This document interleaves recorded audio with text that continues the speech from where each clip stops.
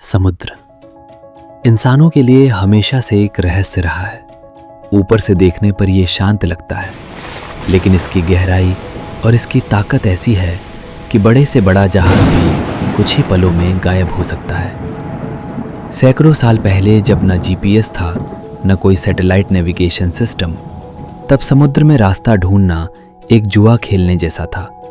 इसी खतरे को कम करने के लिए इंसानों ने समुद्र के किनारों और खतरनाक चट्टानों पर ऊंचे ऊंचे टावर बनाए, जिन्हें हम लाइट हाउस कहते हैं। ये लाइट हाउस सिर्फ रोशनी देने के लिए नहीं थे, बल्कि ये उन जहाज़ों के लिए जिंदगी और मौत के बीच का फर्क थे जो अंधेरे में रास्ता भटक जाते थे।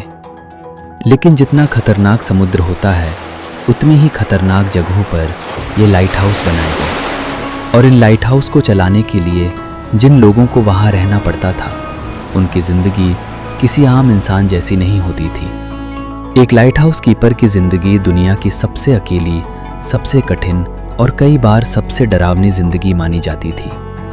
सोचो, एक ऐसी जगह जहाँ चारों तरफ सिर्फ पानी हो, कई किलोमीटर तक कोई ज़मीन ना हो, कोई इंसान ना हो, और तू महीनों तक वहीं फंसा रहे। यही सच्चाई थी उन लोगों की जो इन लाइट हाउस में काम करते थे। पुराने समय में लाइट हाउस कीपर्स को कई हफ्तों या महीनों तक वहीं रहना पड़ता था। उनके पास कोई मॉडर्न कम्युनिकेशन सिस्टम नहीं होता था, न फ़ोन, न इंटरनेट, न कोई एंटरटेनमेंट।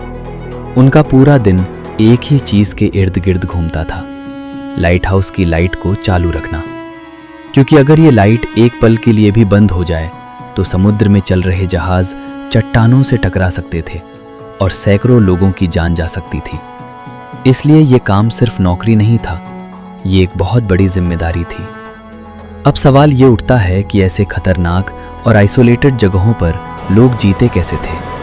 खाना और ज़रूरी सामान लाइट हाउस तक पहुंचाना खुद एक चैलेंज होता था। कई जगहों पर सप्लाई छोटी बोट से भेजी जाती थी, लेकिन जब समुद्र में तूफान आता था तो ये बोट्स वहां तक पहुंच ही नहीं पाती थी। ऐसे में कई बार लाइट हाउस कीपर्स को सीमित खाने में ही गुजारा करना पड़ता था। बाद में कुछ जगहों पर हेलीकॉप्टर का इस्तेमाल शुरू हुआ, लेकिन खराब मौसम में हेलीकॉप्टर भी उड़ान नहीं भर सकता।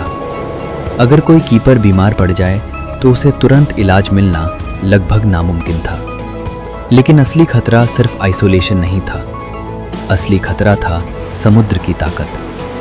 दुनिया के कुछ लाइट हाउस ऐसे हैं जहां लहरें इतनी ऊंची उठती हैं कि पूरा टावर ही गायब हो जाता है। फ्रांस के ब्रिटनी इलाके में स्थित लाजुमेंट लाइट हाउस इसका सबसे बड़ा उदाहरण है। ये लाइट हाउस खुले समुद्र के बीच एक चट्टान पर बना है, जहां अटलांटिक ओशन की लहरें सीधे टकराती हैं। यहाँ की लहरें कई बार 20 से 30 मीटर तक ऊंची हो जाती हैं। 1989 में यहाँ एक घटना हुई जिसने पूरी दुनिया को हिला दिया। एक फोटोग्राफर हेलीकॉप्टर से इस लाइट हाउस की तस्वीरें ले रहा था। उसी समय लाइट हाउस कीपर दरवाज़ा खोलकर बाहर देखने आया और उसी पल एक विशाल लहर पूरे टावर से टकराई। वो इंसान बस 1 सेकंड दूर था मौत से, और वो तस्वीर आज भी दुनिया की सबसे खतरनाक तस्वीरों में गिनी जाती है। इसी तरह आयरलैंड में स्थित फास्टनेट लाइट हाउस भी दुनिया के सबसे खतरनाक लाइट हाउस में गिना जाता है। इसे आयरलैंड का टीयर ड्रॉप कहा जाता है, क्योंकि जो लोग अपने देश को छोड़कर समुद्र के रास्ते जाते थे, उनके लिए ये आखिरी ज़मीन का निशान होता था। लेकिन यहाँ काम करना किसी सज़ा से कम नहीं था। अटलांटिक ओशन की तेज़ हवाएं और लगातार उठती हुई लहरें इस लाइट हाउस को हर समय खतरे में रखती थी। यहाँ के कीपर्स को हर समय अलर्ट रहना पड़ता था, क्योंकि एक छोटी सी गलती उनकी जान ले सकती थी। दुनिया का एक और बेहद आइसोलेटेड लाइट हाउस है बिशप रॉक लाइट हाउस। ये लाइट हाउस इतनी छोटी चट्टान पर बना है कि उसे दुनिया के सबसे छोटे इनहैबिटेड आइलैंड्स में गिना जाता है। इसे बनाने में कई साल लगे और कई बार ये समुद्र की ताकत के सामने टूट भी गया। लेकिन हर बार इसे फिर से बनाया गया, क्योंकि ये जहाज़ों के लिए बेहद ज़रूरी था। यहाँ रहना मतलब पूरी तरह दुनिया से कट जाना। अमेरिका के ओरेगन में स्थित टिलामुक रॉक लाइट हाउस जिसे टेरिबल टिली भी कहा जाता है, अपने नाम की तरह ही खतरनाक था। इस लाइट हाउस का कंस्ट्रक्शन इतना मुश्किल था कि कई वर्कर्स अपनी जान गंवा बैठे।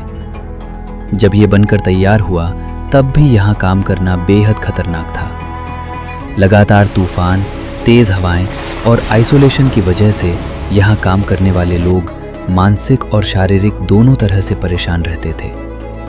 आखिरकार इसे छोड़ दिया गया क्योंकि यहाँ काम करना लगभग नामुमकिन हो गया था। लेकिन इन सभी खतरों से भी ज्यादा खतरनाक चीज थी इंसानी दिमाग पर पड़ने वाला असर। महीनों तक अकेले रहना, किसी से बात न करना, सिर्फ समुद्र की आवाज सुनना, ये सब धीरे धीरे इंसान को अंदर से तोड़ देता है। कई लाइट हाउस कीपर्स को हेलुसिनेशंस होने लगते थे। उन्हें ऐसा लगता था जैसे कोई उनके साथ है, कोई उनसे बात कर रहा है, लेकिन असल में वो पूरी तरह अकेले होते थे। इस मानसिक दबाव को सहना हर किसी के बस की बात नहीं थी। फिर भी लोग ये काम क्यों करते थे? इसका जवाब आसान नहीं है। कुछ लोग इसे एक एडवेंचर मानते थे, उन्हें इस तरह की जिंदगी में थ्रिल मिलता था। कुछ लोग इसे अपनी ड्यूटी समझते थे क्योंकि उनके काम पर सैकड़ों लोगों की जान निर्भर करती थी। और कुछ लोग ऐसे भी थे जिनके पास कोई दूसरा ऑप्शन नहीं था। आज के समय में टेक्नोलॉजी ने लाइट हाउस सिस्टम को काफ़ी हद तक बदल दिया है। मॉडर्न लाइट हाउसेज अब ऑटोमेटेड हो चुके हैं, जहां इंसानों की ज़रूरत बहुत कम रह गई है। सैटेलाइट नेविगेशन और जीपीएस ने जहाज़ों को रास्ता दिखाना आसान बना दिया है। लेकिन फिर भी ये पुराने लाइट हाउस आज भी खड़े हैं और उनकी दीवारों में उन लोगों की कहानियाँ कैद हैं जिन्होंने यहाँ अपनी ज़िंदगी बिताई। ये लाइट हाउस सिर्फ पत्थरों के ढांचे नहीं हैं, ये इंसानी हिम्मत और जिद के सिंबल हैं। ये हमें याद दिलाते हैं कि इंसान कितनी भी मुश्किल परिस्थितियों में क्यों ना हो, वो हार नहीं मानता। समुद्र आज भी उतना ही खतरनाक है, लहरें आज भी उतनी ही ताकतवर हैं, लेकिन अब उनसे लड़ने वाले लोग बहुत कम रह गए हैं। और शायद यही वजह है कि ये खतरनाक लाइट हाउस आज भी हमें अपनी तरफ खींचते हैं, क्योंकि ये सिर्फ जगह नहीं है, ये कहानियाँ हैं उन लोगों की जिन्होंने यहाँ रहकर हर दिन मौत को करीब से देखा और फिर भी जिंदा रहे।